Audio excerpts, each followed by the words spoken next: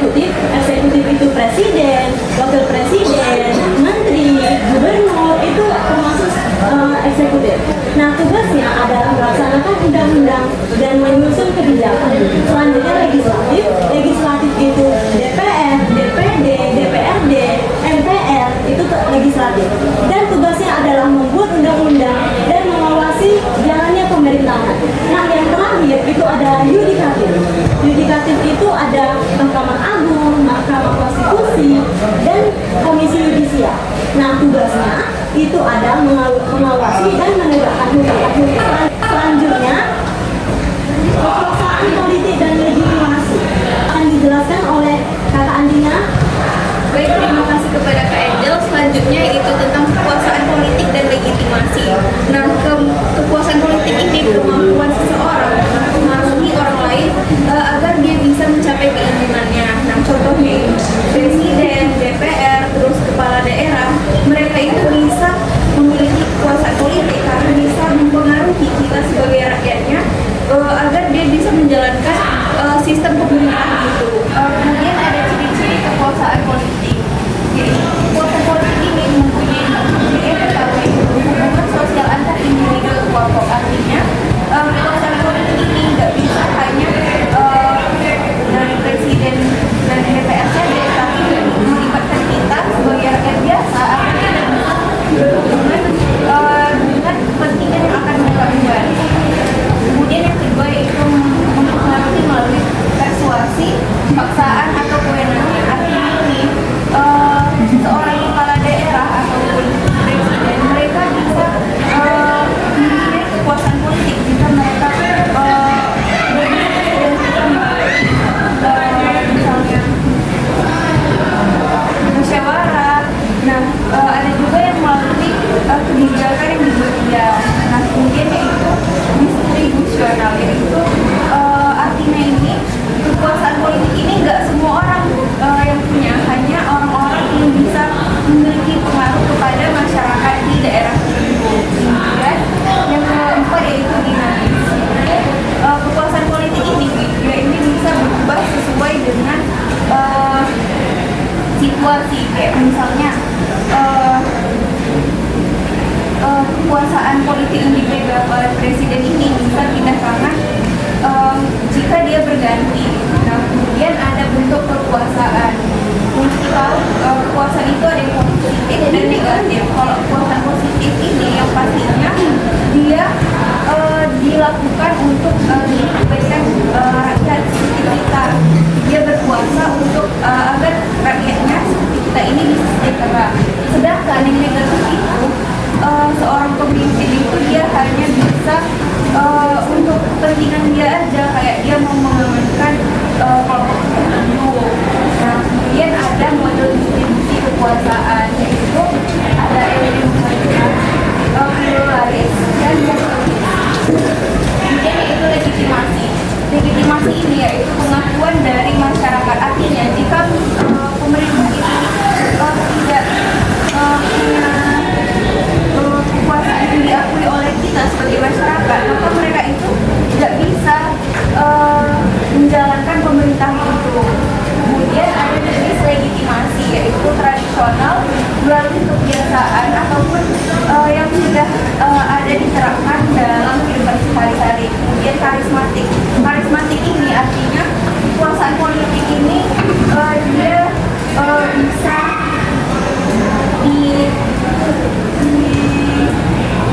daya tarik oleh rakyatnya karena seorang pemimpin ini dia mempunyai pembawaan yang tegas, misalnya dia bisa membawa rakyatnya ke diskusi. Kemudian yang ketiga legal rasional, yaitu diakui dari aturan hukum ataupun peraturan yang sudah dibuat oleh pemerintah. Selanjutnya saya kembalikan ke Kak Elisa. Nah, selanjutnya itu materi tentang demokratisasi yang dijelaskan oleh Kak. Baik, terima kasih pada Kak Angel. Nah, selanjutnya kakak di sini akan menjelaskan materi mengenai demokratisasi atau biasa disebut dengan demokrasi. Demokrasi adalah sistem pemerintahan yang dimana kita sebagai rakyat, dalam demokrasi yang mengatur jalannya pemerintahan itu rakyat punya hak untuk memilih pemimpin, menyampaikan pendapat dan ikut serta dalam membuat keputusan. Pemerintah tidak boleh sewenang-wenang dalam membuat keputusan karena setiap keputusan yang dibuat harus memperhatikan suara rakyat. Oleh karena itu demokrasi dikatakan dari rakyat, oleh rakyat dan untuk rakyat. Selanjutnya partisipasi politik yang dijelaskan oleh Kakak Fahira. Silakan Kakak. Nah, terima kasih kepada Kak Angel. Selanjutnya di sini Kakak akan menjelaskan mengenai partisipasi politik.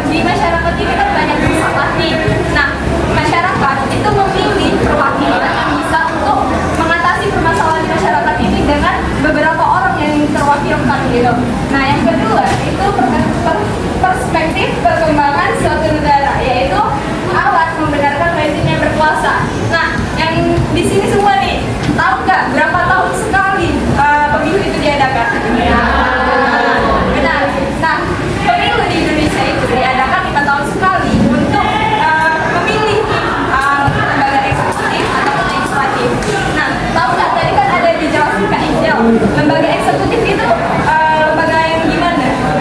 Coba satu orang. Ada yang tahu? Eksekutif. Atau ketika pemilu kita memilih siapa aja? Nah, presiden, wakil. Nah, menteri itu enggak. Terus kepala daerah, gubernur. Nah, itu kan kita memilih tuh. Nah, pemilu ini merupakan alat untuk kita memilih calon dan juga sebagai, ini katanya sebagai upaya meyakinkan dan melibatkan individu dalam proses politik. Jadi pemilu itu merupakan upaya untuk kita terlibat dalam politik dan juga sebagai alat agar rezim yang berkuasa itu nggak menjabat sebagai rezim yang otoriter. Jadi ada kesempatan untuk merubah rezim yang sudah maksudnya untuk merubah kekuasaan yang sudah menjabat 5 tahun, dan kita bisa memilih nih dia cocok nggak untuk memilih di periode selanjutnya gitu. Nah, sistem pemilu di Indonesia itu kalau dalam legislatif seperti DPR, DPRD dan juga DPD itu menggunakan sistem proporsional. Artinya itu berdasarkan suara terbanyak. Yang kedua itu pada saat pemilihan presiden dan wakil presiden itu sistem yang digunakan ialah mayoritas absolut, yaitu minimal 50% suara dari nasional dan minimal 20% suara dari lebih dari provinsi gitu. Nah, kalau pilkada itu sistemnya mayoritas sederhana, yaitu calon dengan suara terbanyak itu yang terpilih. Nah, tahu nggak asas-asas dalam pemilu? Pernah dengar nggak apa itu berjurdil? Nah, dalam melaksanakan pemilu kita itu memiliki 6 asas luberjurdil atau yang disingkat luberjurdil: langsung, umum, bebas, rahasia, jujur, dan adil. Nah, tahu nggak maksud dari masing-masing keenam ini apa? Langsung, ada yang tahu nggak maksud dari langsung ini? Nah, benar. Jadi kita yang memilih atau berpartisipasi ke dalam pemilu itu datang secara langsung ke TPS.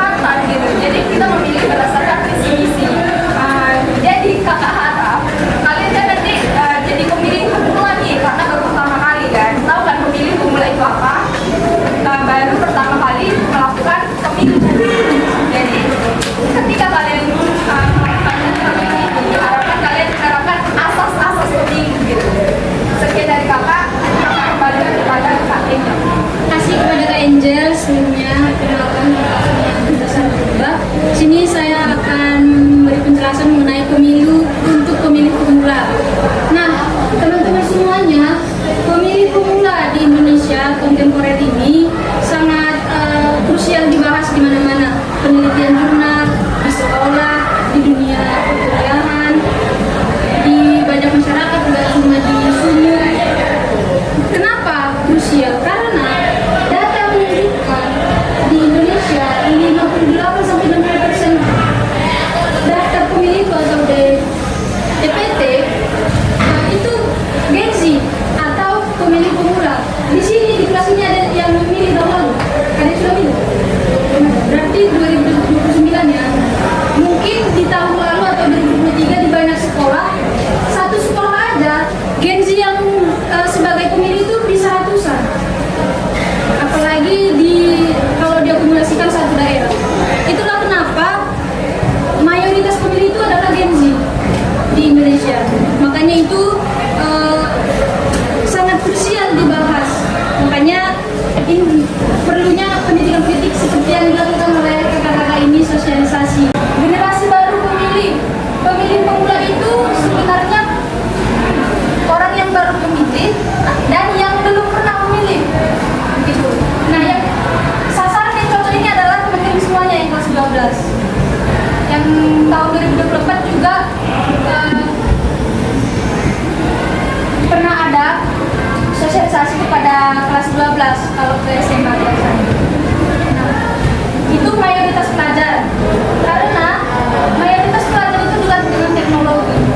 Sekarang ini banyak provokasi di media sosial soal misal kalau masa-masa kampanye atau masa-masa demo. Karena Gen Z kan berbeda dengan generasi sebelumnya kan, atau berbeda dengan generasi sebelumnya. Gen apa itu namanya? Nah, apa sih peran strategis generasi muda ini atau pemilih muda ini? Di sini sangat signifikan. Perannya itu bisa menentukan, kan pemilihnya mayoritas, bisa menentukan rezim dan juga yang menjalankan rezim kita 5 tahun ke depan. Karena itulah generasi muda itu sangat menjadi perhatian oleh partai politik. Partai politik sekarang ini kalau kalian baca-baca di banyak sumber banyak mengutamakan sasarannya itu pada generasi muda atau Gen Z. Selain itu artis juga yang popularitasnya tinggi itu paling gampang direkrut lah. Meskipun masih rentan dimobilisasi. Dimobilisasi itu artinya apa? Masuk ke tantangan karena Gen Z ini atau pemilih pemula ini karena belum pernah memilih masih rentan dipengaruhi oleh orang lain. Bagaimana sih pandangan siswa terhadap politik? Bagaimana memandang? Di sini ada yang ikut demo kemarin. Jadi itu gampang di apa? Sumbernya dari mana? Dipengaruhinya banyak dari lingkungan sekolah, keluarga, teman-teman di media sosial. Karena peluang era digital untuk mengakses informasi itu banyak. Tapi di sisi itu potensi Gen Z ini atau mulai di era digitalisasi juga kuat, yaitu di situ kan banyak informasi. Jadi literasi politik itu sangat diperlukan. Oleh karena itulah perlunya pendidikan politik. Pendidikan politik bisa dapat dari mana? Dari keluarga, dari teman juga, dari instansi formal, dari sekolah. Contohnya sekarang ini adanya sosialisasi itu loh pendidikan politik. Karena di Indonesia ini ya kan belum ada pendidikan politik di sekolah wajib SMP, SMA kan belum ada, adanya PPKN.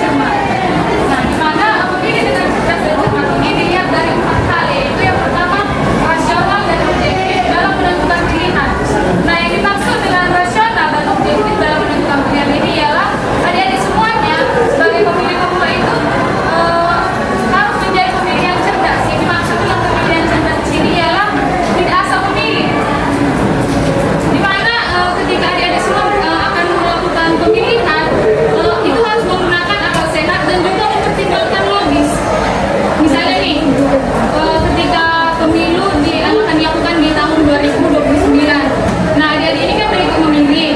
Nah, memilih calon pemimpin itu jangan yang namanya ikut-ikutan sama teman ataupun karena adanya faktor uang dan juga karena adanya faktor ikut-ikut tren atau apa gitu. Melainkan memang itu karena udah adik-adik semua pikirkan dan juga memang sudah ditelusuri bahwa terbukti punya kemampuan dan juga calon tersebut memiliki rekam jejak yang baik masalah. Hal ini penting dilakukan karena rekam riwayat hidup ini tentunya akan mencerminkan apa yang akan dilakukan oleh pasangan calon tersebut ketika ia akan menjabat ke depannya. Selain itu, partai politik yang mendukung juga harus kita perhatikan apakah partai politik yang bagus, baik dan mendukung visi misi dari calon ini atau tidak. Kemudian yang keempatnya, memastikan pilihan diberikan dengan benar. Nah, adik-adik semua sebagai calon pemilih pemula saat mencoblos itu adik-adik nanti tentunya akan ada yang namanya mendapatkan sosialisasi kepada adik ya. Nah, nanti adik-adik semua sebagai pemilih pemula itu akan melakukan pemilihan itu sesuai dengan aturan supaya suara yang diberikan itu tidak terbuang. Selain itu juga keputusan memilih harus diambil dengan mantap berdasarkan pengetahuan bukan karena tekanan, paksaan. Seperti yang dikatakan oleh Kakak Dewi tadi, memilih itu harus jujur, adil dan lain sebagainya. Mungkin sekian dalam materi dari kakak. Semoga kedepannya adik-adik semua sebagai calon pemilih pemula paham setelah kami lakukannya sosialisasi ini agar kedepannya kita mengikuti pemilu yang akan datang di tahun 2029 adik-adik semuanya bisa memilih dengan cerdas dan cermat.